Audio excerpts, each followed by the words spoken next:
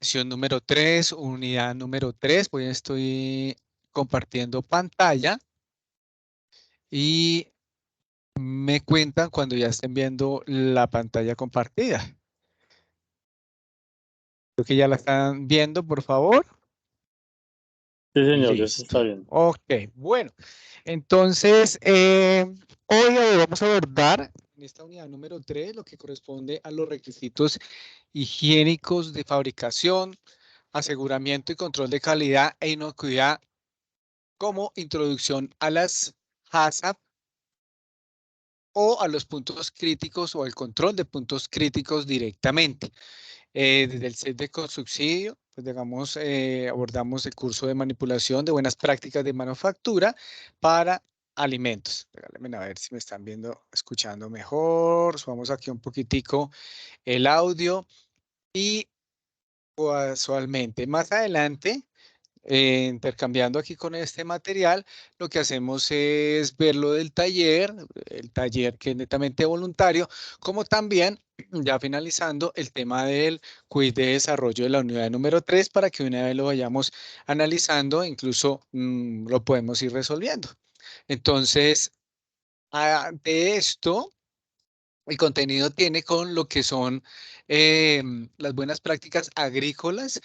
En esta unidad también tienen un video sobre el ICA, que es una entidad pues, que creo todos la conocemos, pero es un apoyo o digamos o un ente que regula justamente pues, la parte agrícola en nuestro país. ¿Y por qué incluye esto? Porque pues digamos que viene siempre al paso a paso a esa trazabilidad correspondiente a los productos alimenticios, desde incluso el cultivo de lo que se utiliza el suelo, los fertilizantes y demás, y el manejo de estas plantas. También luego podemos abordar algo del etiquetado rotulado de alimentos envasados, esa trazabilidad que tiene también, el aseguramiento y control de calidad y inocuidad, la introducción a las HACCP y lo que conlleva a gestión documental de estos iniciales temas. Entonces, muy bien, continuamos acá. El criterio de desempeño o lo que se busca del desempeño en el saber es entender los requisitos higiénicos de fabricación. Si bien en la unidad número 1 abordamos el tema correspondiente a la normatividad, a los entes reguladores de esta normatividad, legislación, vimos algo de alimentos y algunas de las contaminaciones, como también el concepto sanitario y su clasificación, también dependiendo las condiciones, el volumen y el tipo de alimento que se está elaborando, fabricando o distribuyendo en tal caso. Para la unidad número 2, estuvimos trabajando sobre lo que son las edificaciones e instalaciones, así como también la parte de los utensilios, el manejo de adecuación de espacios y el personal manipulador de alimentos, que se debe tener digamos, estos requisitos de capacitación, como también de exámenes médicos en el momento de estar trabajando. También el uniforme, lo que no se debe colocar un manipulador de alimentos cuando está allí directamente.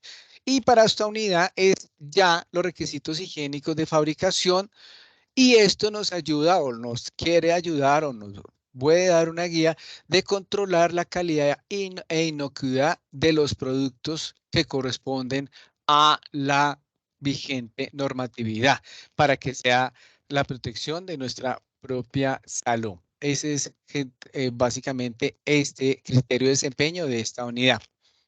Bueno, definición de buenas prácticas de manufactura para alimentos son principios básicos y generales donde pues, se tiene en cuenta la preparación, elaboración, envasado, almacenamiento, transporte y distribución de alimentos para el consumo humano.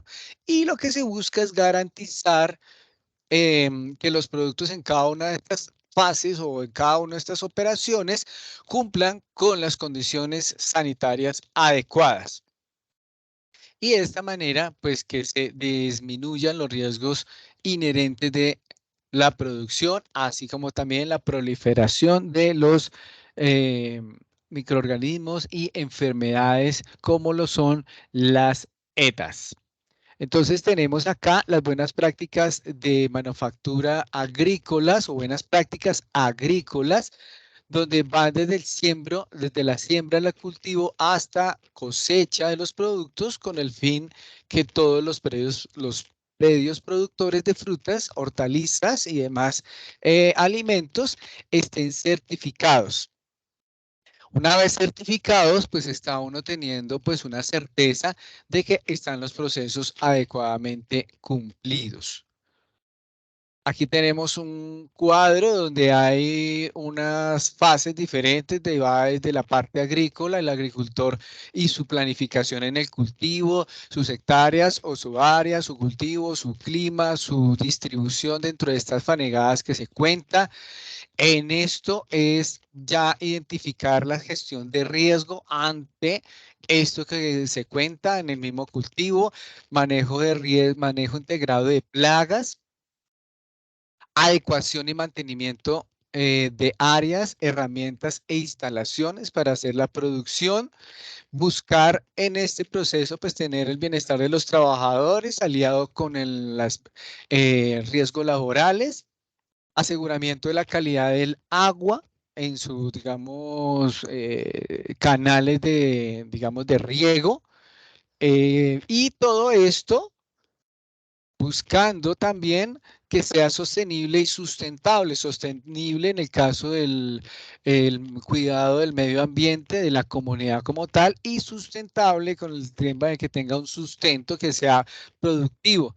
Ya luego el manejo de la cosecha y post cosecha, y ante todo esto, pues la certificación o la validación de todos estos por medio de la documentación y su respectiva trazabilidad, o sea, de este paso a paso, cómo se va a ir diligenciando ante, digamos, eh, el proceso de producción. Entonces es básicamente algo que el ICA tiene como programa en la parte agrícola, generando capacitación, seguimiento y también apoyo para que pues cada vez que nosotros tengamos un alimento ya en la mesa sea de una óptima calidad o unas mejores condiciones a la que pues nosotros veníamos anteriormente recibiendo y que cada vez sea más calidad. Interviene aquí como siempre, la resolución 2674. Acá les tengo un cuadro donde está el manejo de materia prima, lo que es envases y embalajes, lo que es fabricación directamente, la prevención, contaminación cruzada y el envasado y embalado. Esto comprende directamente estos requisitos higiénicos de fabricación. Pero cuando nos vamos ya un poco más a fondo, hablamos de las materias primas e insumos, va desde la recepción de materias primas.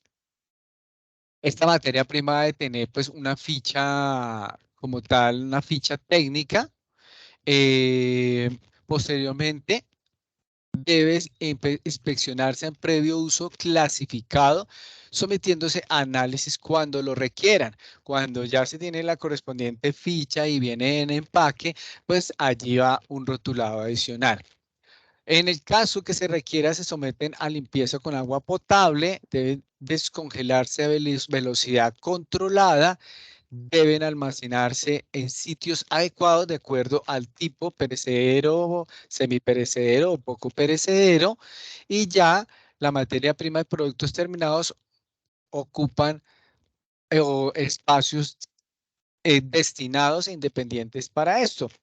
Zona de residuo de almacenamiento separado de la zona de elaboración y envasado. Entonces, ese es un cuadro de cómo se va aplicando desde el ingreso de la materia prima y se va clasificando estos alimentos o estos productos de acuerdo a sus condiciones y a lo que se llegue a necesitar posteriormente de almacenamiento. Y adicional a esto, este almacenamiento pues requiere de el uso adecuado de las PEPs, primeras en entrar, primeras en salir, y también en dado caso que se quiera, digamos, elaborar allí de la materia prima otro producto, fabricación directamente, se utiliza o se maneja el sistema de rotulado para este proceso. Básicamente, la materia prima, cómo se debe tener en cuenta ya como información de proceso. Para lo que son los envases y embalajes, deben estar fabricados con materiales que pues vayan a garantizar higiene, inocuidad del alimento, que no vayan a hacer una fácil contaminación. El material del envase y embalaje adecuado con que confieren protección contra la contaminación, no haber sido utilizados previamente. Se habla, les decía que, digamos, uno compra una botella o un recipiente, ya sea en plástico o algo, y lo más necesario, requerido, lo que más se puede llegar a utilizar, aconsejable, es de tener un segundo uso únicamente, para que sea, digamos, también siga siendo saludable. Ya el vidrio, pues, se puede entrar a un proceso de desinfección. Recuerden que la parte de desinfección debe adicionar del lavado y limpieza lo que es lo que se dice entrar a desinfectar con agua hasta una temperatura mayor de 65, 70, 75 grados. De esta manera va a quedar netamente esterilizado para el tema de los envases en vidrio, ¿sí?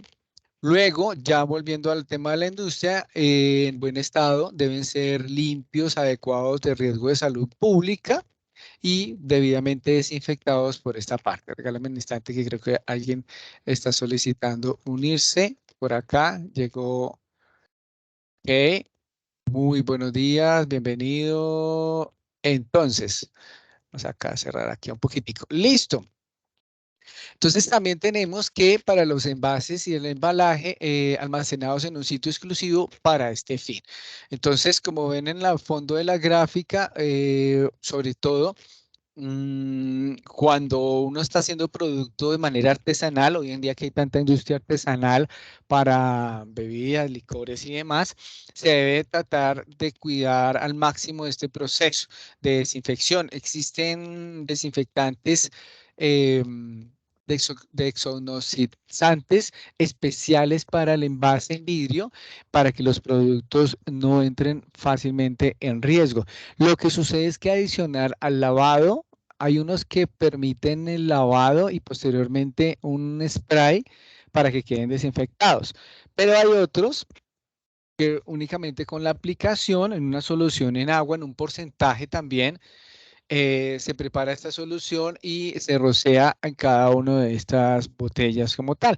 Digamos que de manera artesanal, pues es algo tedioso coger botella por botella, hacerle este proceso tanto internamente como externamente para que el producto, en el caso de que usted esté envasando una cerveza, en el caso que usted esté envasando o vaya a envasar de manera casera o artesanal, qué sé yo, una bebida fermentada y la quiera sellar y la quiera, digamos, guardar, es importante antes de hacer previo esto y adicionar al lavado de jabón completamente y de temperatura, esparcir lo que es Spartan, se llama, es una de las marcas, donde usted llega ahí, por manera de spray y posteriormente ya lo deja secar.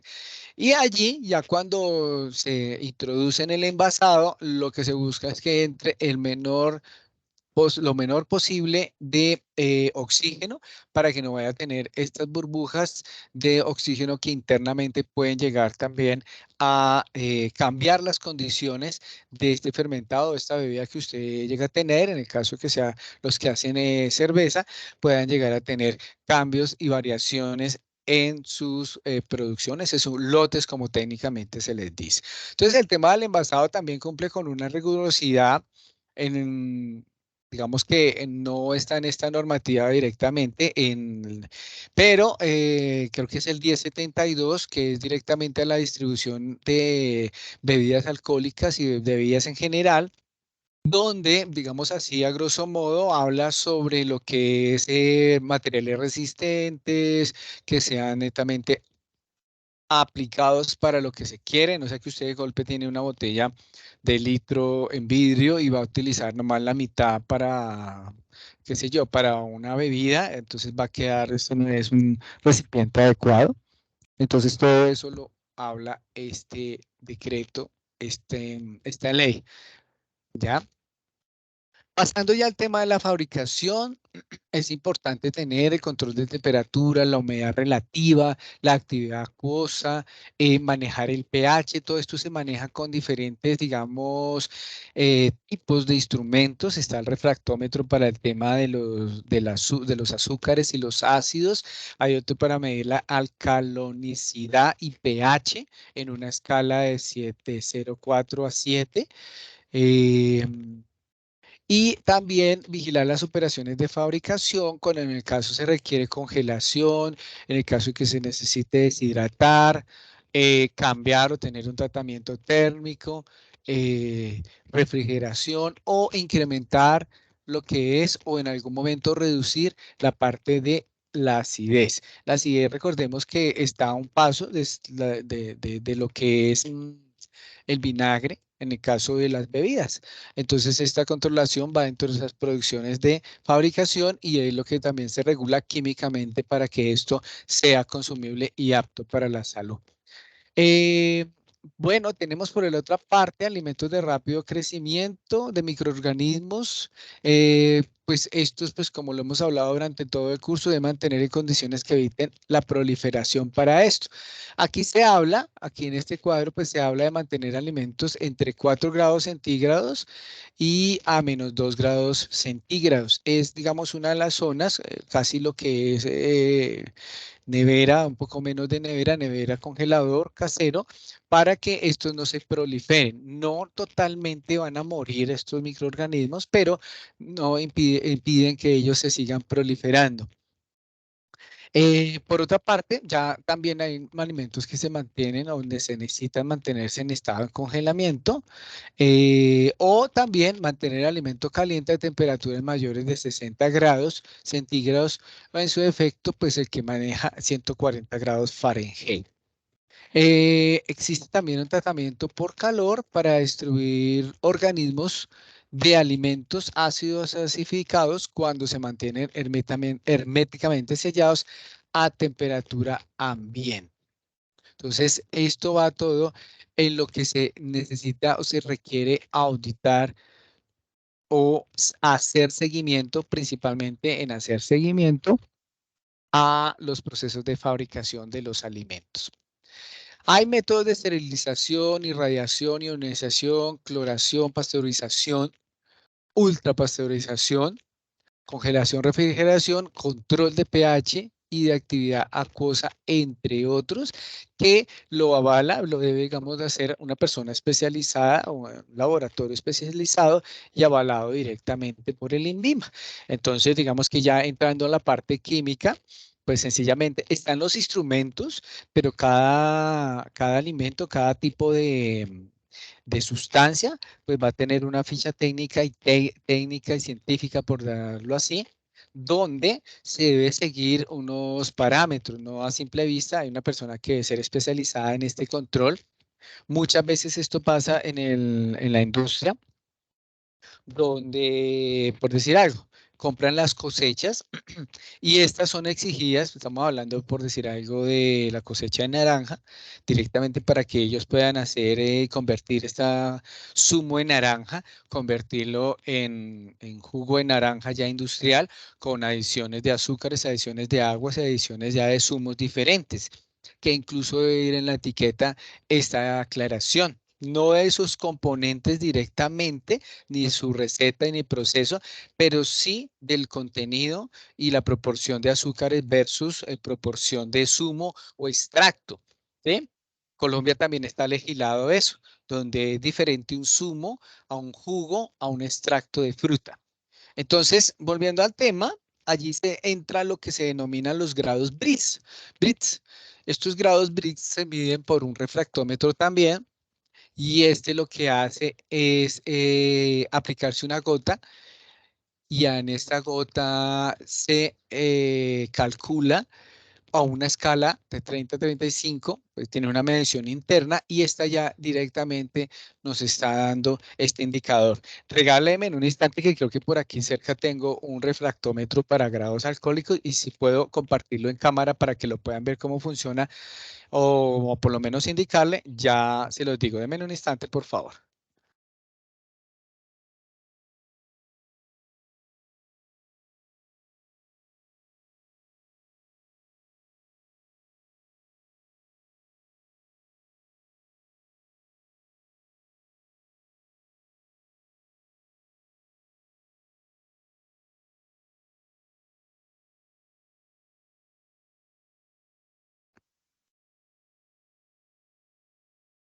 Bueno, ya volví. Vamos a mirar a ver si eh, puedo aquí compartir la pantalla.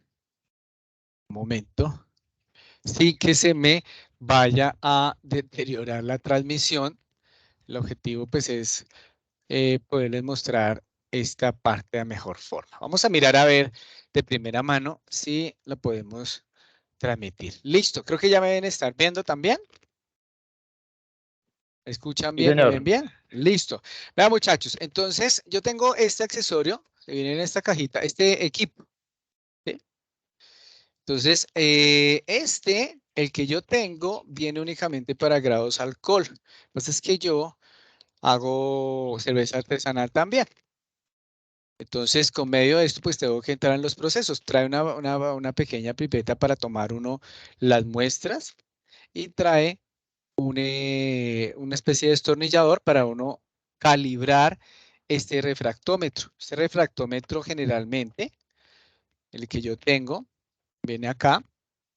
Entonces, ¿qué es lo que hace? Esto tiene esta capsulita y acá hay una película. Aquí uno toma la muestra, por ejemplo, del zumo, un guarapo, una chicha, o puede tomar, digamos, del licor que uno esté elaborando, fermentando, y introduce esto en el líquido, succiona y coloca aquí una gota. Inmediatamente cuando coloca la gota, la esparce y allí ya baja. Y alrededor de unos 30 segundos lo deja uno allí y ya por medio de no sé si alcancen a ver acá. Ahí debe haber, a ver si lo alcanzo, una escala donde internamente lo que yo hago, lo que uno hace es dejarlo acá y mirar y ahí le va a dar directamente, en el caso de nos da directamente el grado alcohólico aproximado casi que un 100%, un 90%. Entonces me va a decir si tienen 20 grados alcohol, 15 grados alcohol.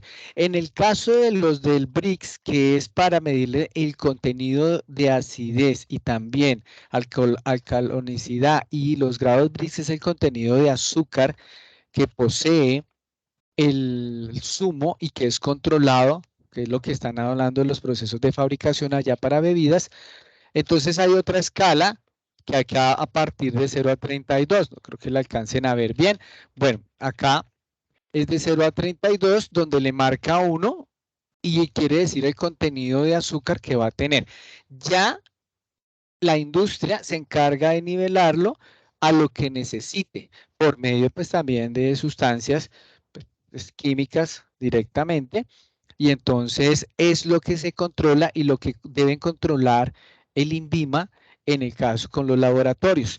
Porque yo puedo tener un producto muy bueno, muy chévere, una super bebida, pero resulta que tiene muy alto contenido o le reduce uno el azúcar y lo que sucede es que tiene mucho más químico, entonces usted le está quitando azúcar al organismo, pero le está agregando mucho más químico, lo que sucede a veces con los cafés.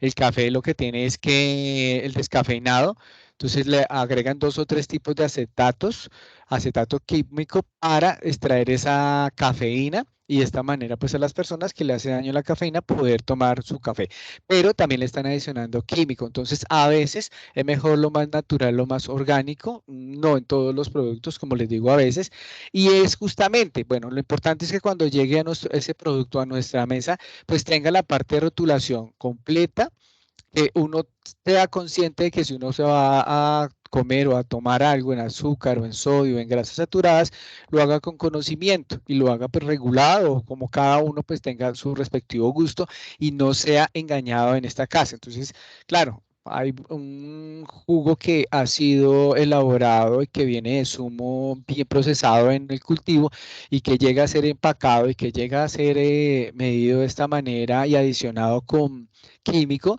pues le está agregando, sobre todo en la niñez de la primera infancia y segunda infancia, pues mayor contenido de azúcar para su crecimiento. Entonces, esto a futuro, pues como ya nosotros lo sabemos o lo hemos lo han escuchado, lo hemos escuchado todos, pues es, digamos, tener un incremento en población con muchas mayores enfermedades tempranas.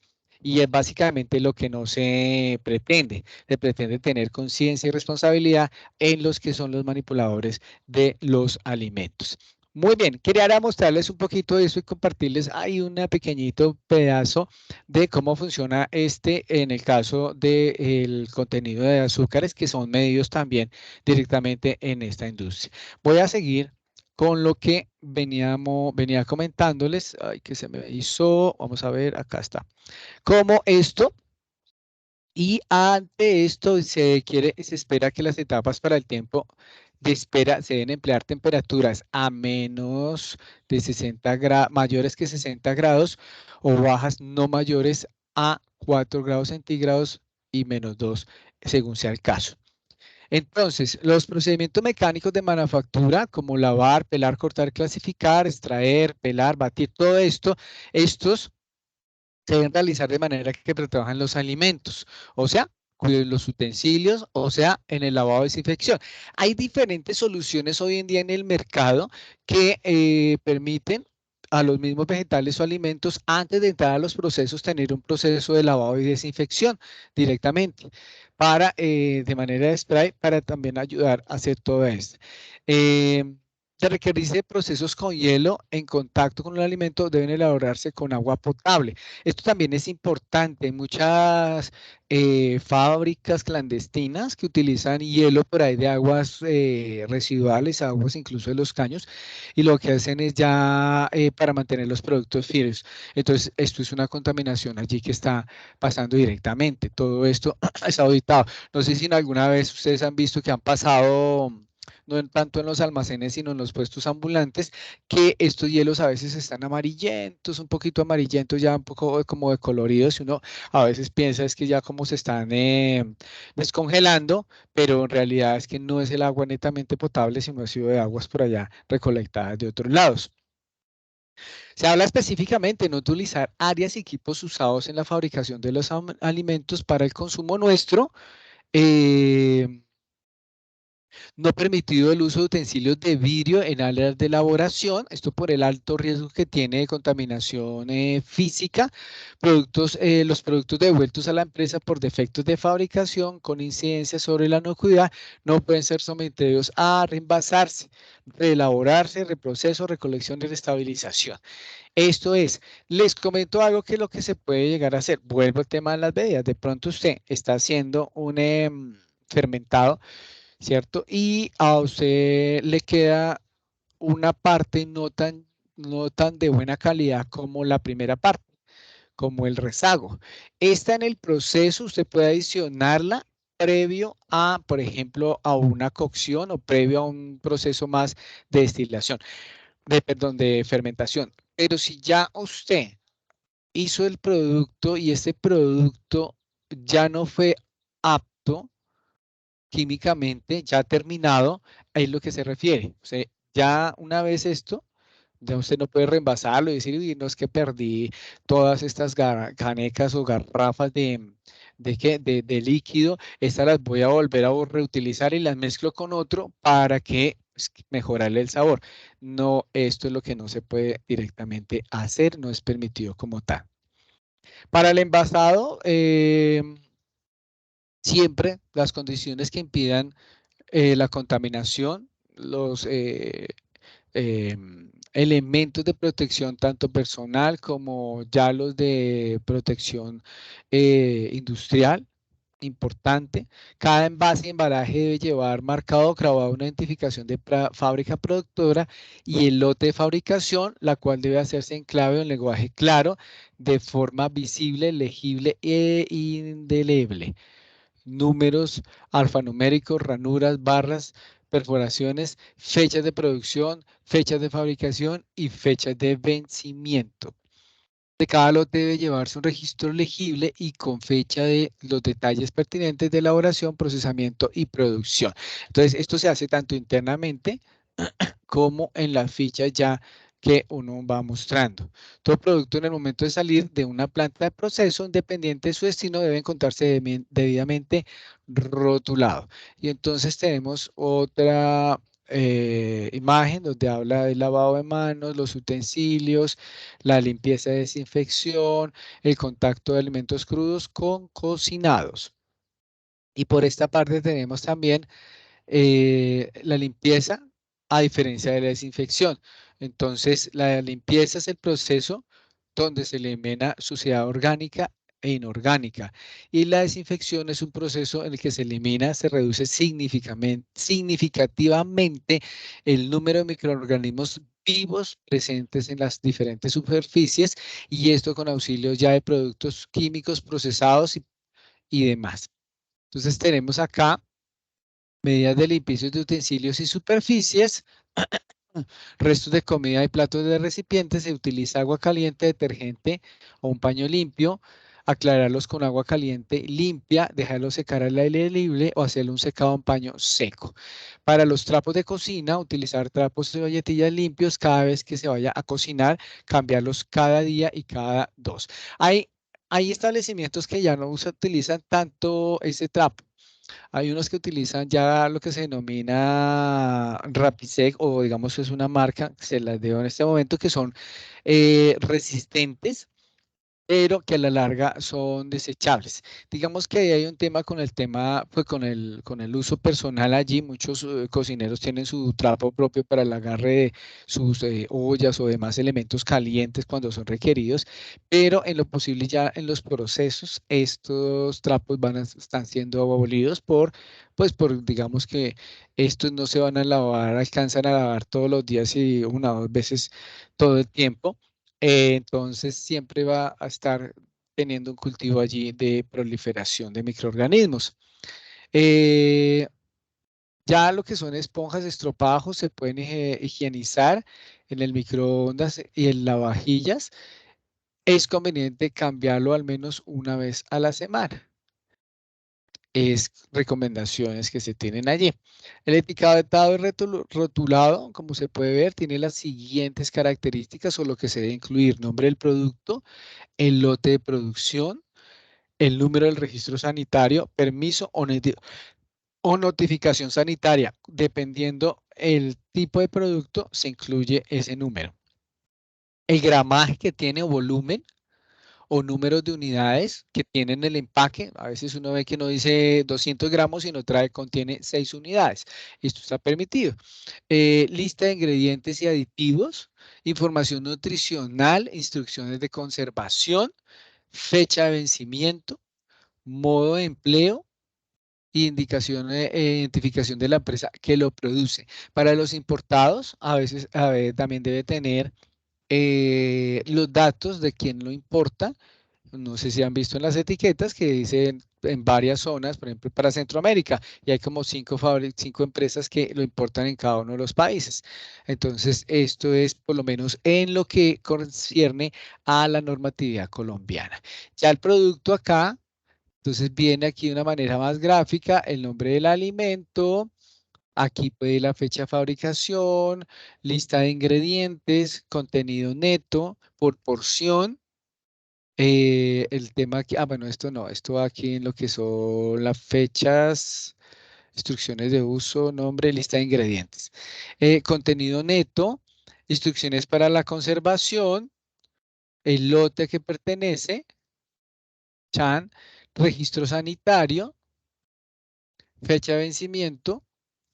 La idea es que no sea adhesivo, no sea un sticker, sino que esté allí directamente impreso o puesto allí sobre el empaque. Nombre y dirección del fabricante o envasador. Se hablaba en algún momento para los productos pequeños y digamos que sean netamente artesanales. Pequeño me refiero en la cantidad, por ejemplo, gotas, esencias, ¿sí? Diferentes hidrolatos, que no se alcanza a colocar todo esto. Es permitido colocar, en el caso del nombre de dirección del fabricante, colocarle el teléfono y el nombre de la persona, si es una persona natural, para de esta manera verificar estos datos que se pueden llegar a suministrar. Las instrucciones de uso y fecha de fabricación. Entonces, esto es lo que la mayor información de lo que uno pueda llegar a incluir allí y en la que uno pueda leer es fundamental para saber a qué producto uno se enfrenta. Entonces, en el etiquetado nutricional está prohibido el uso de las siguientes declaraciones. Y entonces dice, de propiedades nutricionales o de salud que no estén basadas en evidencia científica, que es sobre un soporte científico. Entonces uno dice, por decir algo, no, es que me lo voy a inventar, la ginebra es buena para la gastritis. Esto es simplemente un mito o algo allí, eso no hay una evidencia científica, uno no puede colocar esto en una botella de ginebra. Por otra parte, dice que indiquen, representen o sugieran o impliquen que el alimento es útil, adecuado o efectivo para aliviar, tratar o curar cualquier enfermedad o trastorno fisiológico, sin evidencia, sin que sea un medicamento, sino simplemente una bebida, un alimento. Entonces, también está prohibido esas leyendas allí. Que las asociaciones médicas o de salud avalen productos alimenticios con fines de publicidad y mercadeo. Eso ya entramos ahí a una vaina pues medio ilícita de hacer una publicidad engañosa. Que promuevan el consumo excesivo de cualquier alimento. Entonces, esto pues también puede pasar y es prohibido. En el etiquetado está prohibido el uso de las siguientes declaraciones: que sea contrario a los hábitos alimentarios saludables establecidos en política de salud públicas existentes con tal fin. Afirmar que el alimento por sí solo adecua totalmente las recomendaciones de ingesta de energía y nutrientes o que por sí solo pueden sustituir algún tiempo de comida principal. Entonces, no, cómase usted esta barra nutricional, que esto reemplaza todo lo que es un día de comida. Entonces, esto no está permitido. Que expresen o sugieren que la ingesta de los alimentos, cualquiera que sean sus ingredientes o nutrientes, proporciona a las personas características o habilidades extraordinarias. Entonces, como para los afrodisíacos, es que está súper jugo, viene envasado y es el súper afrodisíaco y va a ser usted. Toda esta parte también no está permitida. Acá tenemos una pequeña trazabilidad donde está desde el productor, el momento de procesarlo, la distribución, llega a la parte de lo que es la ciudad, el minorista, o en dado caso, dependiendo, mayorista, minorista, y el cliente, que en el caso sería nosotros cuando pues vamos a consumir o compramos este alimento, este producto como tal. Entonces tenemos para los tipos de trazabilidad, que viene trazabilidad hacia adelante, que permite seguir el camino del producto desde el origen hasta el consumo final. Es el cuadro que yo les acabo de mostrar. El proceso, trazabilidad de proceso, que nos permite saber lo que se produce a partir de quién, de qué, quién, cómo y cuándo. Y trazabilidad hacia atrás, que permite rastrear la huella del producto desde el consumidor final hasta su origen, o sea, es al contrario. Y aquí tenemos en esta imagen unas especificaciones del código de barras, dependiendo de los productos, dice código de área geográfica del producto, dice código de la empresa, acá viene, dice información del producto y dígito de control. Entonces, digamos, el serial que se debe tener en cuenta, no uno de esos directamente, ya los que controlan esta parte de procesos directamente. Nosotros pues simplemente lo que hacemos es verificar esto en la etiqueta. A no ser que uno tenga pues el conocimiento de poderlo realizar directamente, cuál es el lote, cuáles las características del producto y cuál es la empresa y cuál es el código del área donde fue elaborado este producto. Entonces, ya cuando se habla de control de la calidad y inocuidad, todas las operaciones deben estar sujetas a controles. Los procedimientos de control, calidad, inocuidad deben prevenir los defectos evitables y reducir los defectos naturales e inevitables, niveles tales como que representen riesgo a la salud. Sistema de control. Todas las fábricas de alimentos deben contar con un sistema de control y aseguramiento de calidad, el cual debe esencialmente que sea preventivo y cubrir todas las etapas del procesamiento del alimento. Y esto es básicamente ahí en lo que son esas etapas iniciales. Acá tenemos nosotros lo que es las APPCC, que es las mismas HACCP. Las APPCC, que nacen objetivo de desarrollar sistemas que proporcionen un alto nivel de garantía sobre la seguridad de alimentos. Y entonces esta es la sigla donde dice análisis de peligros y puntos de control críticos, o otro sistema que garantice resultados similares, el cual debe ser sustentado y estar disponible para la verificación. Lo que pasa es que esto se implementa, pero en otros países, otras regiones, pues existen otro tipo también de normas, otro que pues hacen lo mismo, a eso se refiere. Lo que sucede es que pues debe estar avalado si es un producto externo, fuera del país, avalado también por el INVIMA, que cumple con las diferentes normativas. Y en el caso de lo que uno tiene el proceso, si usted va a implementarlo a todo este programa de análisis de puntos de control de puntos de control críticos, pues debe estar avalado. Estas HACCP o APPCC, pues tienen análisis, peligros, puntos de control crítico y tienen unos principios que a continuación ya les voy a ir comentando.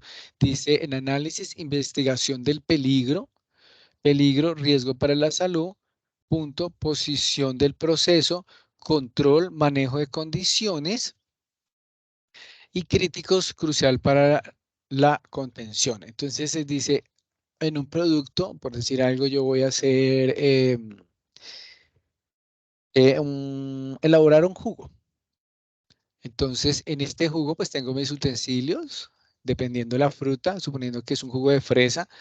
Entonces, tengo pues la materia prima, tengo una tabla de corte especialmente para la fruta, verdura. Tengo mi cuchillo en el caso de cortar la fresa, trocearla si se necesita, bueno, dependiendo.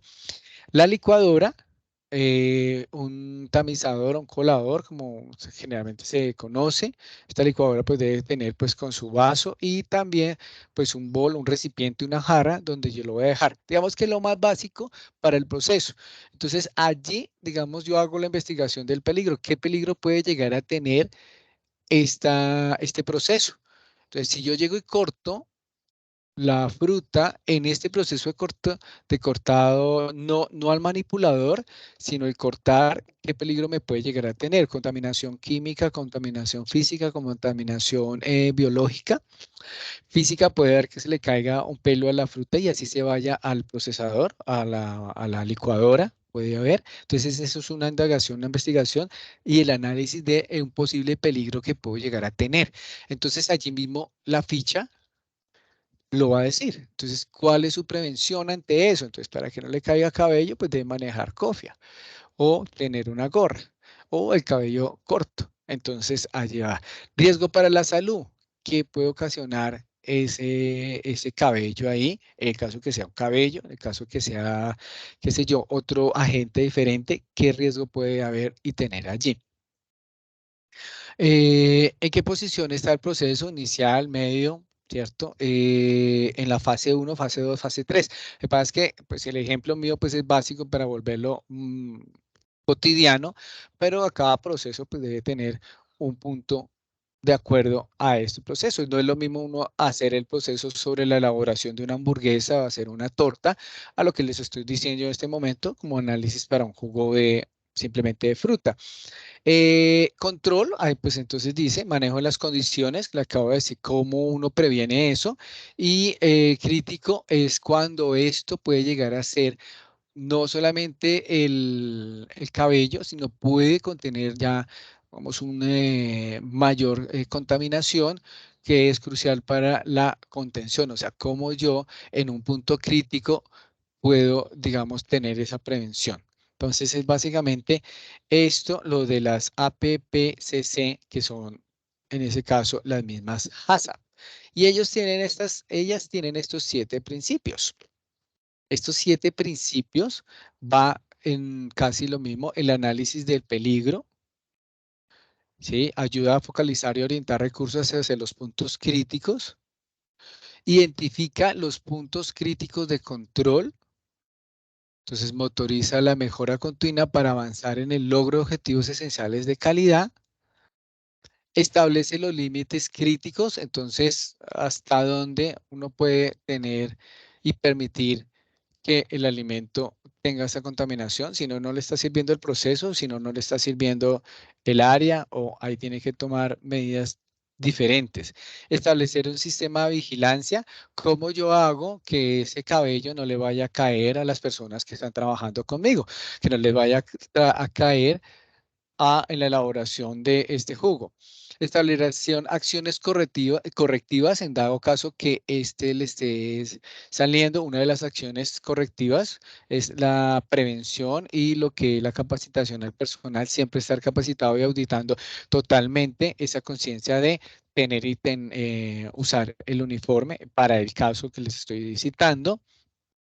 Establecer un sistema de verificación por medio de formatos, por medio de documento, gestión documental y crear un sistema, bueno, de verificación y un sistema de documentación. Entonces, estos son los 7 principios de las HACCP o las APPCC, análisis de puntos críticos. Entonces, esto en general tenemos lo siguiente, ya les había citado 2, viene con disminuye el costo de inspección de productos y fallas, es flexible y adaptable a nuevos requerimientos. Pues claro, si uno está haciendo seguimiento, si uno está haciendo cambio de producto o está modificando procesos, debe ser flexible para de esta manera ir modificando de acuerdo a la mejor, digamos, el mejor proceso para tener la mejor calidad. Entonces, permite ganar mercados y generar nuevos negocios y es compatible con otros sistemas de calidad. Entonces, estos son aplicados sobre todo también compatibles con las ISO, ¿cierto? Donde las empresas se certifican por diferentes tipos de certificaciones y estos sellos o estas certificaciones pues ayudan a ustedes a tener convenios comerciales, a que los mismos ser más competitivos, abrir nuevos mercados. Hoy en día, por ejemplo, la industria de alimentos y bebidas, los proveedores todos deben tener su registro, deben tener su INVIMA, deben tener en su mayoría ciertos ISO o certificaciones de productos para garantizar el proceso. Entonces, cuando usted tiene un negocio o está y quiere certificarse en normas de calidad, por ejemplo, la Sicontec o demás, estas mismas normas a usted le van a pedir que los proveedores o que los procesos estén netamente ligados con esto. Entonces, ahí es cuando se habla de esto que es compatible con los otros sistemas de calidad. Aquí hay un diagrama de flujo, un cuadro, por ejemplo, de documentación, ejemplo práctico de una hamburguesa, que es lo que les estoy, digamos, como comentando, pero en esta es una hamburguesa. Entonces, lo primero que hay, preparación de la carne. Aquí se especifica en cubos, pesaje, molido, mezcla con condimentos aditivos, moldeado, congelado, envasado y almacenaje. Digamos que este es la descripción de ese proceso de acuerdo al establecimiento. Y para eso es que uno le va a hacer ese análisis de los puntos críticos. Entonces se maneja un formato que también es elaborado allí directamente por un profesional o por una persona especializada en este proceso de acuerdo a esas condiciones. Entonces está la etapa del proceso, está identifique peligros introducidos, controlados o mantenidos en la etapa. acá a cada proceso. Aquí hay estas preguntas. ¿Hay algún peligro potencial a la inocuidad del alimento que sea significativo, sí o no? Acá dice, justifique su decisión para la columna 3, o sea, esta. ¿Qué medidas preventivas pudieran aplicarse para evitar peligros significativos? Y esta etapa es un punto crítico de control, no o sí. Entonces, volvemos acá al proceso. Entonces, dice preparación de carne, pesaje molido, formateado, congelamiento, embalaje y almacenaje. Entonces, a cada parte, a cada etapa del proceso, regálame un instante que creo que alguien quería entrar. No. Bueno, entonces continuemos. Entonces, a cada parte del proceso, entonces yo le debo hacer este análisis. Entonces, por ejemplo, la preparación de carne. ¿Qué peligros pueden haber? ¿Puede haber peligro biológico? Sí. ¿Por qué? Por medio de la salmonela, que puede estar esta carne contaminada. ¿Puede haber riesgo químico en la preparación de carne? No. Físico, no, si se cumple con lo adecuado. Luego venimos acá, justifique su decisión. Acá dice contaminación o multiplicación de microorganismos para lo que es la contaminación de la materia prima, en el caso de la carne. Las medidas preventivas, ambiente refrigerado, personal con equipamiento, instalaciones y entrenamiento del mismo personal. Es una etapa que puede llegar a ser un punto crítico ante el proceso completo. En este caso, no. ¿Sí? Porque simplemente de que esté regulado, pues pasa bien. Luego viene el pesaje y molido, y aquí hay un cambio significativo. Entonces dice, riesgo biológico como salmonela, no. Biológico no, salmonela no, químico sí, físico, fragmentos de metal. Entonces, ahí acude, en este ejemplo, es que puede haber fragmentos de metal en el caso de cuando están moliendo la carne. Contaminación física con fragmentos metálicos provenientes de la etapa del molido. Entonces, digamos, cómo se previene, programa de mantenimiento de los equipos y buenas prácticas de manufactura. ¿Es un punto crítico? Sí, porque si yo no le hago este debido mantenimiento, esto fácilmente me puede contaminar físicamente, lo que es en el caso de los residuos metálicos del molino. Entonces aquí tenemos mezcla de condimentos, biológico, sí. Entonces, contaminación o multiplicación de microorganismos patógenos dosificados inadecuadamente del aditivo. ¿Cómo se previene? BPMs, ambiente refrigerado, capacitación del personal y el equipamiento. ¿Es un punto crítico? No. Para el formateado, ¿tiene riesgo de salmonela? Sí.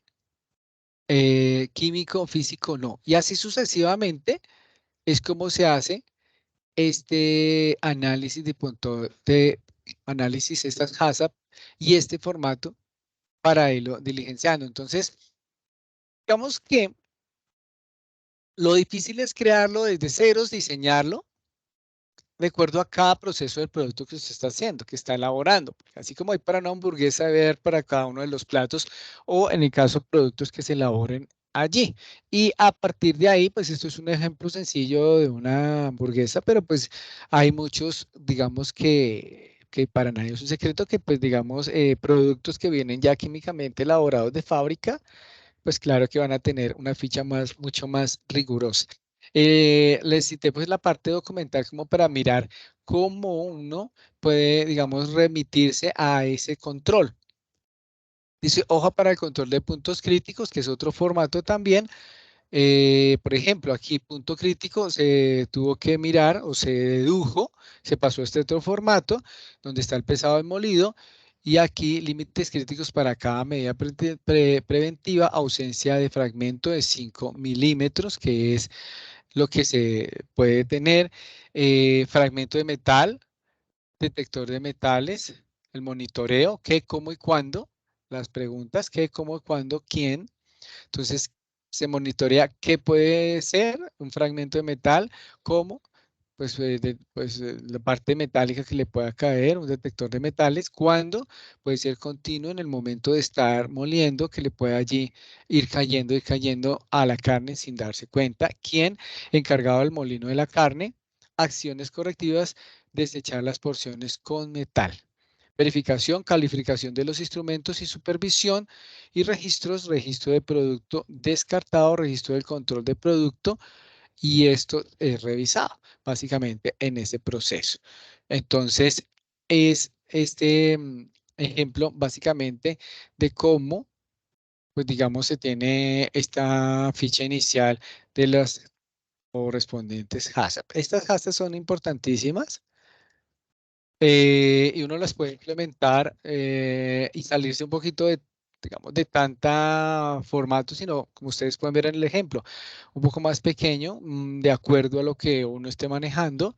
Lo importante es que sea viable para el proceso, o sea, que realmente acuda. Si usted ve que hay un control crítico, ¿cómo lo puede usted? Por ejemplo, usted está cocinando y en la parte de cocción puede haber una contaminación física porque la ventana está cerca y entra allí corrientes de aire y puede traer polvo. Esto es un riesgo de contaminación. El problema es definirlo en qué momentos se cuenta también, si es crítico o si no es tan crítico y cómo lo puede usted prevenir y hacer seguimiento.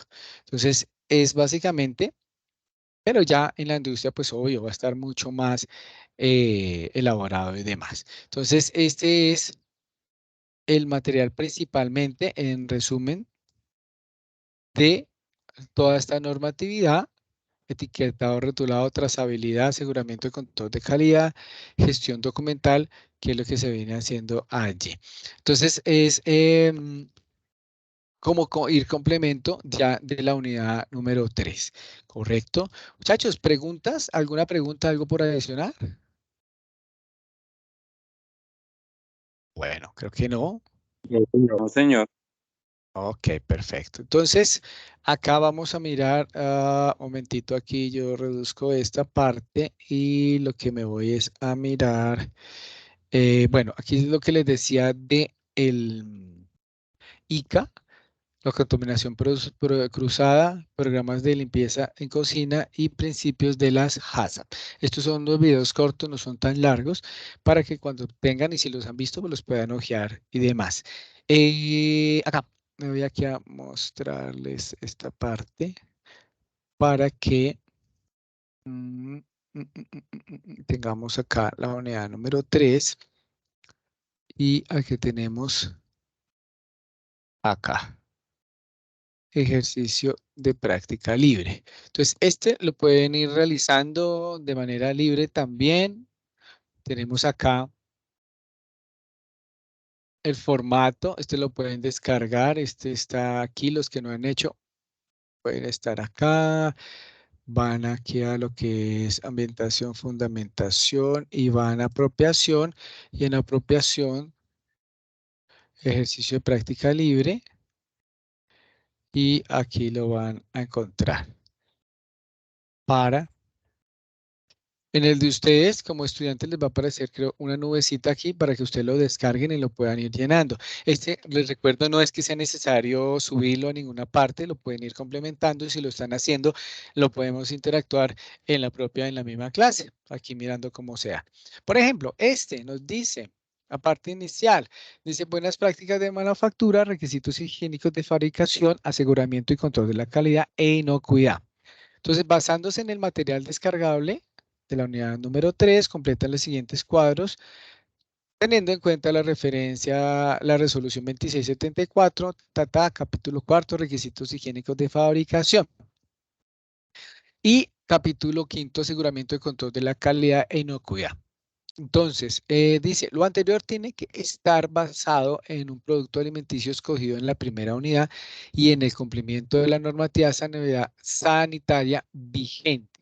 Entonces, en la primera unidad del taller decía que escogieran un producto para hacerle, digamos, una especie de implementación allá en su elaboración, que dijeran qué riesgo de contaminación puede llegar a tener, bueno, toda esta cosa. En la segunda unidad se busca que para este producto que se eligió, este taller, usted o lo que hiciera fue colocar el manejo de los utensilios, qué utensilios incluiría allí para la preparación de este producto. Y también qué medidas preventivas iba a conocer o iba a tener o iba, digamos, a utilizar para el personal que iba a manejar ese proceso. En este caso, dice, establezca el siguiente cuadro, en el siguiente cuadro, ¿cuál sería la receta estándar que usted implementaría para la elaboración de su producto alimenticio escogido en la primera unidad? Dice, producto alimenticio, número de porciones, gramaje, ingrediente, cantidad y unidad y procedimiento. Entonces, eso es básicamente para esta primera. De acuerdo con lo anterior, eh, con su producto alimenticio escogido en la primera unidad, complete el siguiente cuadro, el cual contiene los requisitos de etiquetado rotulado que debe tener un producto alimenticio en su empaque. Entonces, insertar el logo de la empresa, el producto, entonces dice nombre del producto, lote, registro permiso sanitario, pues esto pues debe, digamos, hacer en manera de simulación, el gramaje que le van a tener, número de unidades que tiene y lista de ingredientes aditivos, información nutricional, información de conservación, fecha de vencimiento y modo de empleo. Identificación de la empresa que lo produce, en el caso serían ustedes. Y es esta básicamente hacia allí. Entonces, digamos que aquí de esta manera es simplemente una receta estándar en el taller que se está aquí planteando. Es una lista de ingredientes y un precio de preparación. Ya la receta estándar pues tiene unos costeos diferentes y ya más específicos, ¿cierto? De acuerdo a lo que se tiene.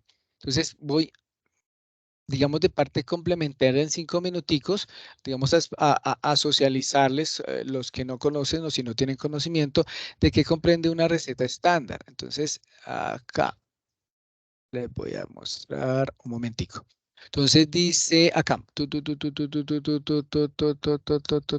denme un instante, acá, acá, acá, listo. Para las preparaciones, ustedes saben que en cocina, en preparaciones de bebidas, en preparaciones de producto, lo importante es uno tener a todo momento esa receta estándar como tal. Entonces tenemos acá un ejemplo de receta estándar. Entonces, bueno, si comparamos este, que era lo que yo les decía, esto simplemente va a ser una lista de producto y con una cantidad y la unidad y el proceso que usted va a realizar. Ya cuando hablamos de una receta estándar en el sector productivo, tenemos los ingredientes a un lado, tenemos el valor de lo que compramos de sus ingredientes, la cantidad de lo que compramos, la cantidad de lo que vamos a utilizar en la receta y así el costo unitario por ingrediente de acuerdo a la receta y el costo total. Esto me va a dar a mí un valor al cual yo le voy a dar un incremento de una margen de error y posteriormente le voy a dar lo que es el costo de la preparación. De en adelante ya es clase de costos, ya es costo de materia prima. Alimentos y bebidas se trabaja entre un 25 y un 35% en la industria de costo de materia prima. Pero entonces es lo que yo les digo, aquí no tienen que, se dice receta estándar, pero no tienen que remitirse a buscar si lo van a hacer o lo están haciendo, a crear todo este esquema. Simplemente el ingrediente que usted quiere y la cantidad que va a usar. Entonces les explico un poquito esta. Por ejemplo, aquí un tomate dice la presentación vale 2.000 pesos, el kilo que es de 1.000 gramos y acá lo que yo hago es buscar a lo que me va a costar, a lo que me va a costar lo que compro, el valor unitario, el gramo. Si yo compro un gramo, un kilo en 2.000 pesos, pues quiere decir que a mí el gramo me va a salir en 2 pesos. Lo que hacen a veces algunos supermercados. Compre la libra de arroz, vale 2.000 pesos y el gramo le vale 2 pesos.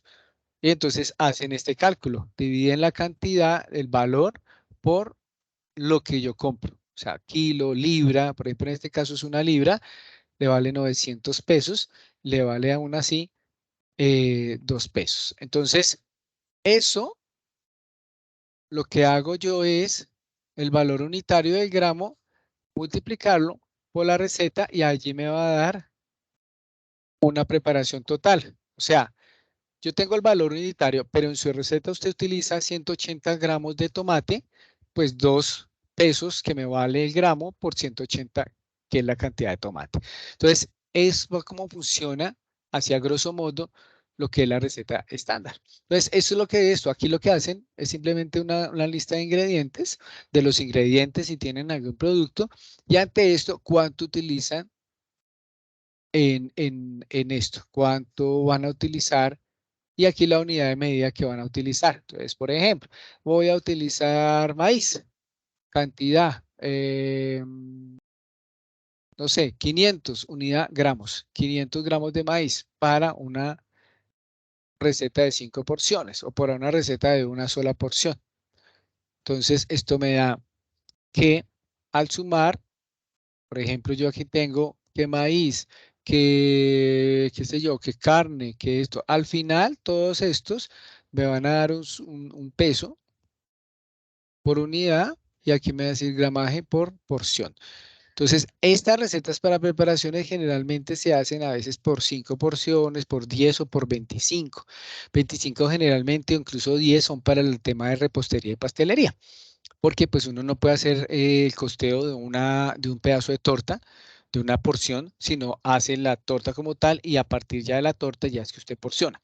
Entonces, por eso es que vienen así. En el caso, por ejemplo, de una empanada, un sándwich, pues sí, claro, lo puede hacer uno por unidad. Entonces, a eso es que se refiere. Aquí únicamente, si lo desean hacer, lo utilizan allí por esto. Y ya lo rotulado, pues incluso está el ejemplo a seguir que está en la misma, ¿qué? En el mismo material. Allí va a tener ese que quieren incluir y lo van diligenciando como tal a esto. Hay una cosa importante, un dato adicional que se hablaba, que quiero mostrarles un momentico también en 2 minutos, lo que es en la unidad pasada que hablábamos del diseño y distribución de espacios, ¿sí? Esto, a ver, acá está. Acá, quiero mostrarles aquí rápidamente. Acá.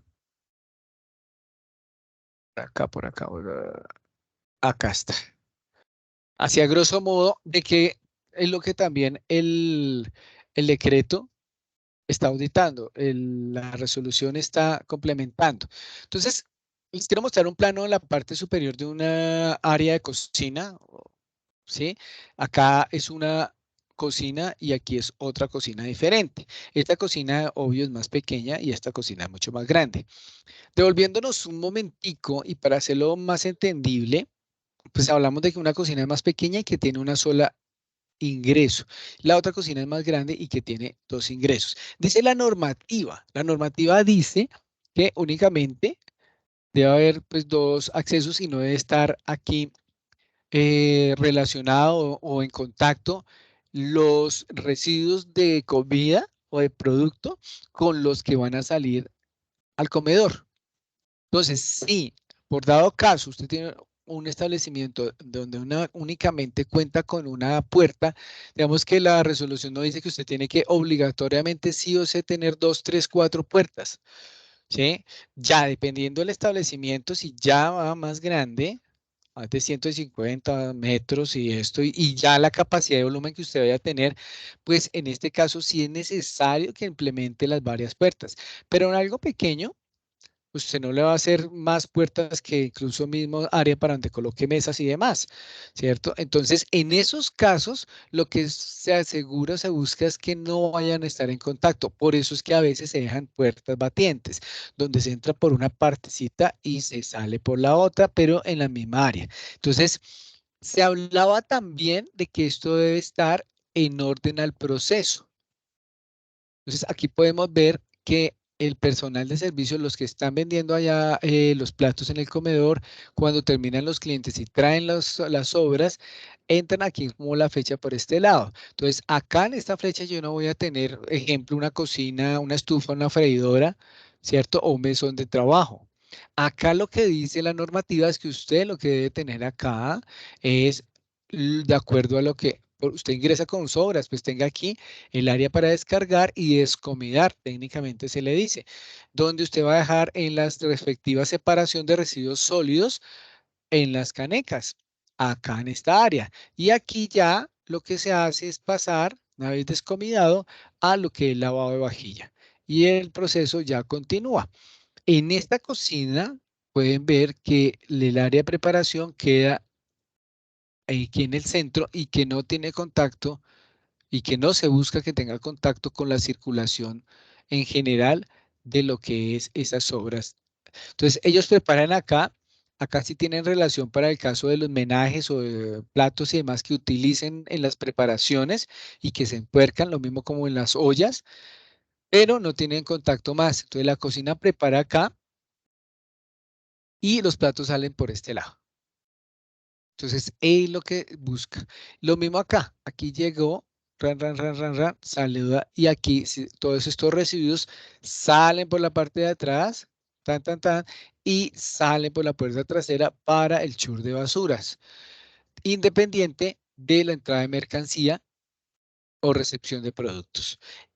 Ya para el segundo ejemplo, que ya es una cocina mucho más grande, esta sí entra aquí lo que es la parte de vajilla sucia, entra el mismo proceso y la salida, miren, la salida ya de aquí de la parte de residuos sólidos va directamente al cuarto, al chute de basuras. Y en este caso, acá tenemos que aquí sí hay otra puerta para salida de platos preparados para el comedor, para los clientes. Lo mismo acá que hay un ingreso para los vestuarios del personal, para diferentes áreas, como también la recepción de productos. Entonces está netamente ya dividido y aquí está totalmente mucho mejor. Pero les digo, en los dos casos son posibles, son viables, por el tema es que cambia la capacidad de volumen y el almacenamiento, lo que se tiene. Acá quiero mostrarles esta, a ver, por acá. Entonces se busca también que esto vaya en conjunto hablando con lo que es seguridad en el trabajo. Entonces en la seguridad en el trabajo y la adecuación de los equipos, usted debe tener en cuenta para colocarlos, por ejemplo, desde el mesón hasta los gabinetes 0,55, el techo, mire, hasta arriba 2,50 y quiere decir que el techo de la cocina pues debe tener más de esos 2,50 a no ser que vaya a ras como se muestra ahí en la imagen. Lo mismo se debe tener en cuenta este pasillo de circulación en el momento de que se está trabajando, la parte ergonómica, si se agacha y demás, para que esto sea, mire, sea netamente viable. Todo es básicamente algo que va ligado con lo que es la parte de alimentos y bebidas y seguridad. Los pasillos y corredores se trabaja mínimo de 80 a 120 para que tenga un libre acceso, como lo ven en la gráfica. Y acá vemos un área destinada al almacenamiento y quiero mostrarles aquí una rápidamente. Bueno, una línea de producción donde se tiene en cuenta, por ejemplo, la cocina caliente, el área de línea caliente, tenemos horno, tenemos soporte del horno, tenemos otra estufa también con otro tipo de horno, aquí una parrilla y una freidora y otra estufa.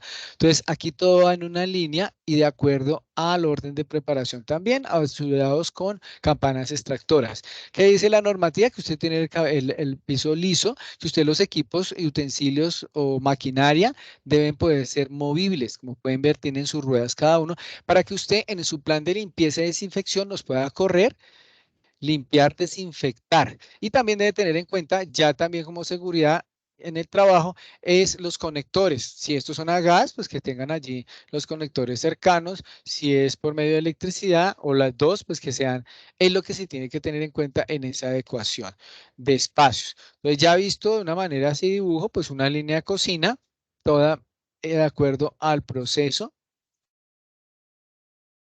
Acá tenemos también uno de lavado y acá se habla de que son materiales lisos, resistentes, preferiblemente en acero inoxidable y que no tengan, por ejemplo, tornillos o tuercas por fuera, ¿sí? Que puedan llegar a causar accidentes y que también pueda llegar a dificultar la limpieza. Eso es lo que se, digamos, busca en estos diseños y esto ya es una cocina más moderna. En estos diseños se pretende que sea todo de una mayor eficacia. Pues ustedes pueden ver, por ejemplo, en esta línea tiene otro tipo de pared a la que está en esta que ya es de diferente. Esta es caliente, entonces está con control de temperatura ya directamente. Miren, estas son directamente para eso. Y ahora lo que les quería mostrar así, ya las partes, digamos, de una ecuación se tiene que tener en cuenta la parte de almacenamiento, la parte de cocina caliente, la parte donde están las preparaciones, donde están las preparaciones frías, donde se hace el emplatado y donde se hace el lavado. Entonces, todo esto, dependiendo, como les digo, soy reitero, se debe incluir en el proceso y debe contar uno con esa checklist y ese monitoreo de lo que se está haciendo directamente. Y ya los utensilios se deben tener en cuenta la cantidad que uno tenga de acuerdo a la capacidad de volumen, o sea, lo que uno produce versus también el almacenamiento que uno va a llegar y lograr tener. Ese es lo que algo que les había quedado pendiente mostrar la clase pasada, la sesión pasada, sobre lo que es esa distribución interna en las áreas de producción y en este caso pues es de la cocina como tal. ¿Mm? Es básicamente hacia eso. Acá nos vamos a ir directamente, aprovechando esto, nos vamos con el tema del quiz. Voy a mostrarles acá el quiz para que incluso lo vayan resolviendo directamente. Entonces tenemos acá manipulación unidad 3 y la demostración y tenemos acá. Entonces para este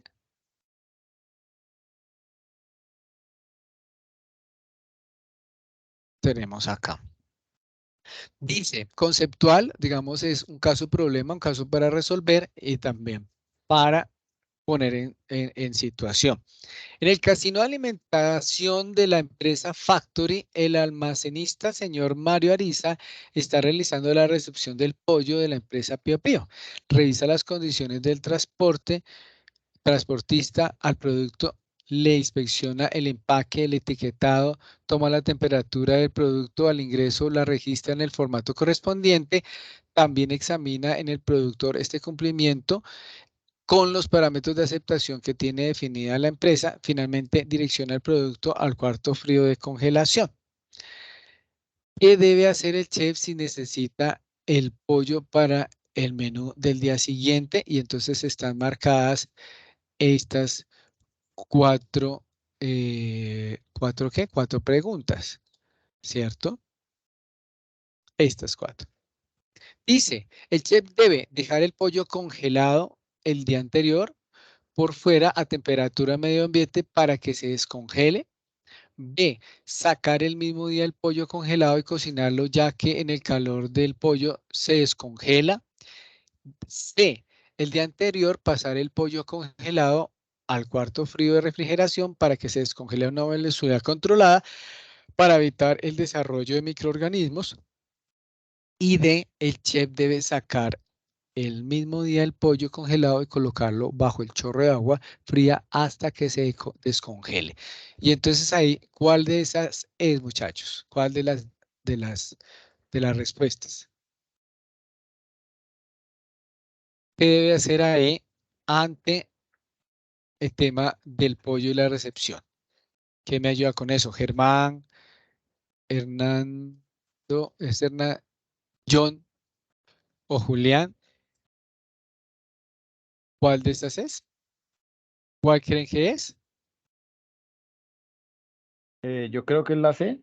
El chef debe el día anterior pasar el pollo congelado al cuarto frío de refrigeración. Ok, listo, John. ¿Por qué? Sí, pues eh,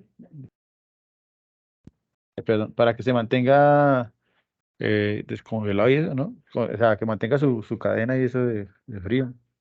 Bueno, mire, ahí lo importante es lo siguiente, incluso eso nos pasa todo el tiempo en la casa. Entonces a veces uno queda como con la, ¿y aquí qué hago?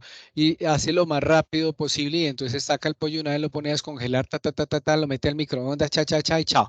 Entonces, lo que dice John es cierto, bueno, sí, va con esa, pero recuerden que hay que controlar o tener una descongelación controlada. Entonces, claro, un día anterior lo pasa uno a otra temperatura, pero sin que suba a ¿qué? Al área o digamos a la parte donde está de riesgo. Recordemos que el área de riesgo es entre 4 grados centígrados y 65 grados centígrados. Este es el área donde se proliferan los microorganismos. Entonces, si usted llega y lo saca de ahí, lo descongela y lo lava con agua, pues allí simplemente lo está volviendo temperatura ambiente. Los microorganismos que quedaron dormidos en la congelación, porque ellos no se logran morir, entonces directamente ya encuentran su hábitat. Allí es como estarle dando un bañito de agua bien chévere para activarlos. Prácticamente. Entonces, una de las cosas es importante es eso. Sí, claro, dice el día anterior el pasar el pollo congelado al cuarto frío de refrigeración para que se descongele a una velocidad controlada y evitar el desarrollo de microorganismos. ¿Mm? Eso es lo más adecuado posible. Muy bien. Segunda pregunta. Entonces tenemos esta aquí. Cha, cha, cha. Tarán, y acá. Entonces, debido a una intoxicación que se presentó en el Club Luna Azul, llegó al club la autoridad sanitaria competente encontrando como hallazgos que el establecimiento no tenía el concepto sanitario del proveedor de huevos. Ante la situación anterior, revisó la minuta del día que se presentó la intoxicación y se dio cuenta que se utilizó la salsa Mornay, la cual se hace con salsa bechamel, yemas de huevo, nata, queso parmesano, pimienta y sal para la preparación de los ravioles. El club realizó un análisis microbiológico de las materias primas y de la preparación de las contramuestras almacenadas, obteniendo dentro de los resultados que los huevos, la salsa Mornay y los ravioles preparados salieron no aceptables porque tenían salmonela. Y entonces pregunta, qué se puede analizar del caso anterior? Dice, se puede analizar del caso anterior, el huevo estaba contaminado con salmonela, este microorganismo patógeno llegó a la preparación de la salsa Mornay y posteriormente a los ravioles causando la intoxicación de los comensales. Se puede analizar del caso anterior que no se cocinó suficientemente los ravioles y por eso se intoxicaron los comensales. C. Se puede deducir del caso anterior que los clientes no se llevaron de forma correcta las manos, no se lavaron de forma correcta las manos y por eso se intoxicaron. D. Se puede analizar del caso anterior que no lavaron los huevos antes de utilizarlos y por eso se intoxicaron los comensales al consumir los ravioles. Entonces, ¿cuál de esas es?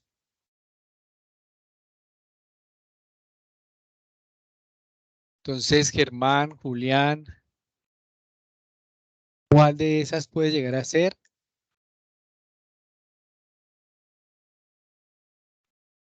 Profe, la B. La B dice, se puede analizar el caso anterior que no se cocinó suficientemente los ravioles y por eso se intoxicaron los comensales. ¿Quién dijo otra? Esta no es.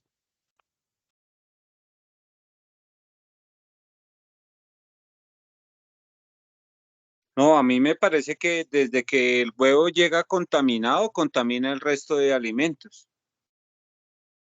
Es correcto. La salmonela está presente, o la salmoniasis está presente en la materia prima, está presente en la materia fecal, está presente en lo que es el huevo, la carne y el pollo. Entonces, claro, muchachos, ya si digamos, si el huevo ya estaba contaminado, ya por proceso, de ahí en adelante ya se fue. Si me hago entender, ya quedó así. Hay una muy parecida que se dice, no lavaron los huevos antes de utilizarlos, pues uno los puede lavar, pero la salmonela está internamente, ¿sí?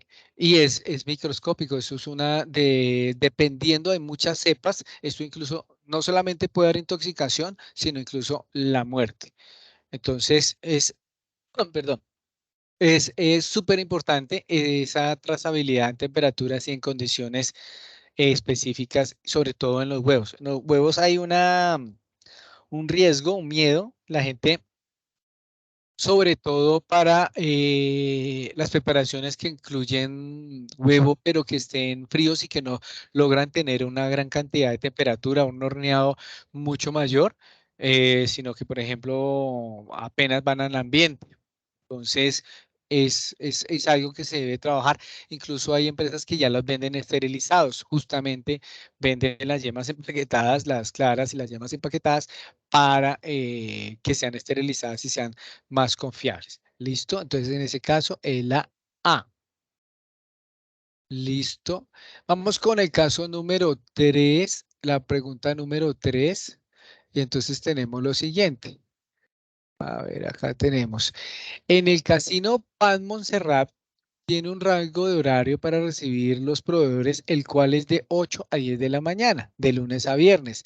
El lunes llegó un proveedor de pollo, Mr. Pollo, a la hora del servicio. ¿Qué debe hacer el casino? El casino debe recibir el pedido de pollo y después del servicio revisarlo. B, solicitarle al transportista del pollo que lo deje en la portería y después irlo a recoger cuando se acabe el servicio. C, no recibir el pedido y devolverlo al proveedor por no conformidad en el cumplimiento del horario establecido. Y D, ayudarle al transportista a recibir el pedido a la hora en que llegue. ¿Cuál de esas es?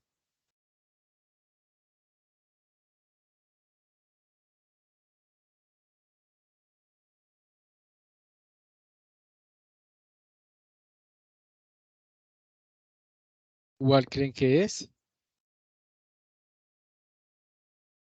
Ese está muy fácil.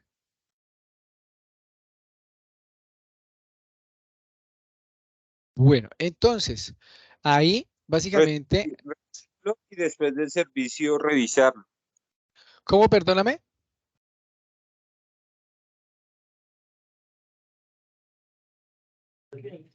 Yo pienso que no debe recibirlo.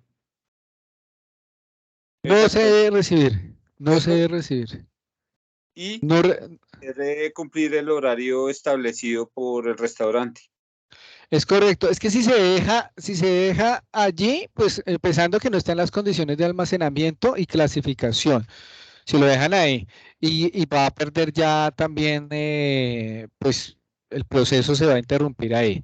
Em, el recibirlo, pues tampoco lo va a hacer frente al servicio, ante el servicio. Y lo más conveniente, no, lo que debe hacerse es no recibirlo, no recibirlo, es una no conformidad, porque pues para eso se tienen esos horarios establecidos e implementados, eso por normativa, lo que estamos hablando. Listo, muy bien.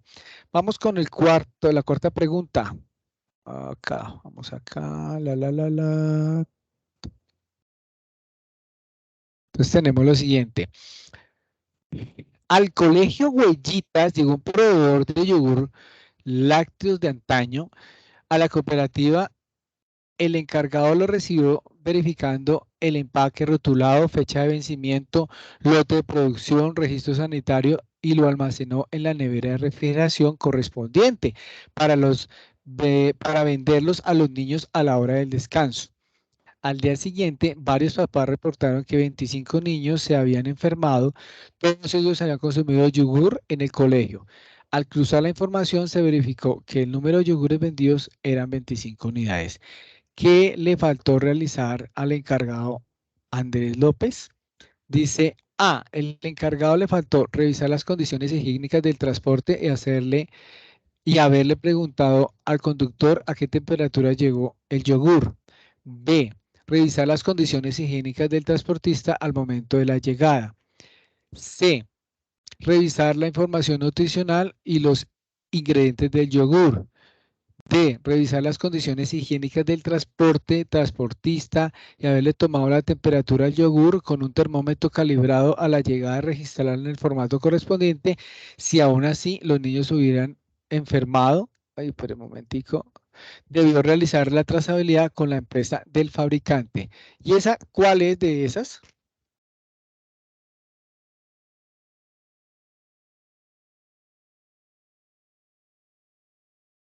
Estaría como entre la A y la D, pero pienso que más completa sería la D. Es correcto. Cada una tiene como una parte que puede hacer, Sí, pero sí, la más completa es esta porque uno debe verificar cada una de sus fases. Por eso es tan importante tener todas esas fichas y cada una de las fases del proceso. Muy bien. Entonces,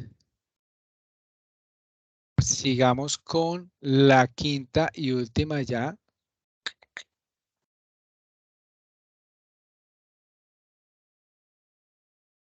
Dice, el restaurante El Santandereano le llegó una solicitud de 30 almuerzos del menú del día ajiaco santafereño para llevar a domicilio a las 12 del día. La cocina no contaba con la materia prima pollo, el proveedor del Pollo Feliz por la hora ya no podía llevar el pedido, por lo cual le pidieron auxiliar Carlos Torres de Cocina que fuera en la moto con una nevera de copor hasta donde el proveedor del pollo. El auxiliar, cuando iba por la mitad del camino, observó que el señor en la calle vendiendo pollo campesino crudo, una unidad por 15.000 y la promoción 2 por 20.000. Mm. ¿Qué debe hacer el auxiliar Carlos Torres con la anterior situación? A. Devolver al restaurante y negarse a ir a comprar el pollo, ya que no es una de las funciones establecidas. B. Comprarle al señor de la calle que vende el pollo campesino porque se ahorra la ida hasta donde el proveedor y además le sale mucho más barato. C. Ir hasta donde el proveedor del pollo feliz porque le va a garantizar calidad, trazabilidad hacia atrás como la trazabilidad hacia adelante, así en caso de que llegara a ocurrir alguna una eventualidad, se puede tener la capacidad para reconstruir el proceso histórico y de construcción del destino del producto elaborado y de comprarle a cualquier establecimiento cercano que venda pollo y no ir hasta donde el proveedor. ¿Cuál es? Esa sí también es muy fácil. La C, profe. sí, sería comprar Listo. el pollo al proveedor porque pues es el conocido, ya lo conocen, ya tienen todos sus...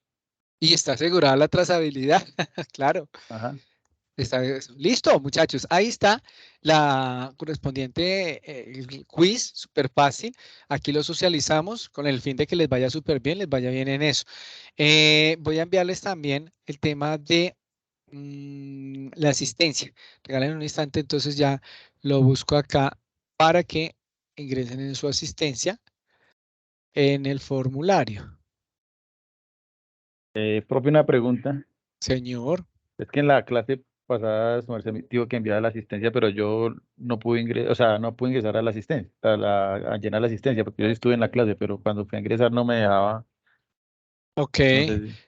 No, pero se acuerda que yo le dije que participara en el foro y ahí ya queda marcada su participación y yo ya lo juntaba a la plataforma, que Ah, ok, también uno tiene la trazabilidad, sí, la asistencia en la sesión, pero cuando se hacen las actividades, pues queda marcado de que están participando. ¿Sí me hago entender? Entonces listo, sí, ahí, señor. ahí ya ahí no hay pierde con eso, fresco. Entonces, ¿a dónde está Bueno, En con el chat esto? iba a dejar el link para la asistencia, pero no salía. ¿No habría? Miremos a ver esta o si no, espérenme un momentico. A ver, miremos a ver si es que esto está aquí configurado hasta cualquier persona puede responder, aceptar respuestas, ta. Listo. Espérame a ver.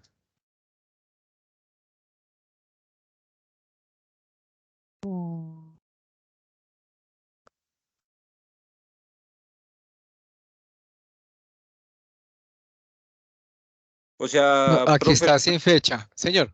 lo que pasa es que el link que usted envió lo Mm, dejaba era entrar uno otra vez a la reunión, pero no era un link de reunión más no el del formato.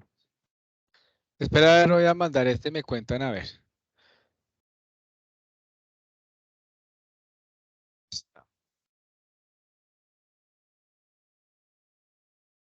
Listo, ahí se fue y me cuentan. Este sí es el del formato.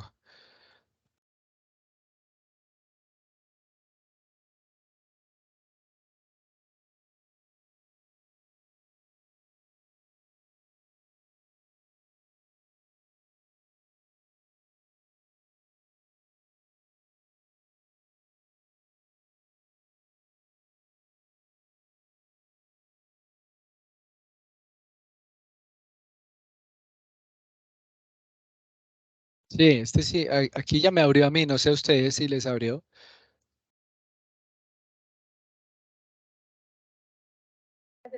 Ya, este sí es.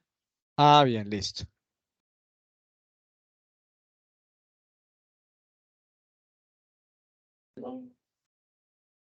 Sí, señor, este sí es el de asistencia. Listo, perfecto. Entonces, muchachos, lo que hago, pues bueno, si no han participado, es que no he revisado todavía la plataforma de ustedes, ahorita lo reviso en este siguiente tiempo. Miro y cuadro las asistencias del lunes pasado. ¿El lunes fue que nos encontramos? No, el martes. Verifico, por favor, ingresen a su foro para que si no lo han realizado, lo realicen. Yo por ahí también ya califiqué unos foros. No sé si ustedes ya se los califiqué, porque pues todos los días van ingresando y van ingresando. Entonces, eso. Y la asistencia como tal y el quiz, mira, ya el quiz está resuelto. Entonces, para que lo vayan de una vez a colocar allí esas respuestas y de una vez ir allí. Cuando nos volvemos a encontrar nosotros, creo que es el lunes, si no estoy mal, luego miremos aquí acá. Un momentico. Señor, el lunes. El lunes, entonces, a este mismo horario, señores, nos vemos, los espero por acá, ya para abordar lo de la sesión número 4. Lunes, sí. La sesión número 4, ya nos quedaría cuarto y quinto y ya prácticamente estaríamos finalizando el curso como tal. Entonces, muy agradecido por por la asistencia y por la participación. Entonces, que tengan un feliz resto de día muy placentero. Nos vemos entonces. Cualquier cosita, pues quedó ahí al pendiente. Muchas gracias, John, Germán, Julián, que están muy bien. Que les vaya muy bien. Voy aquí parando grabación. Chao, chao.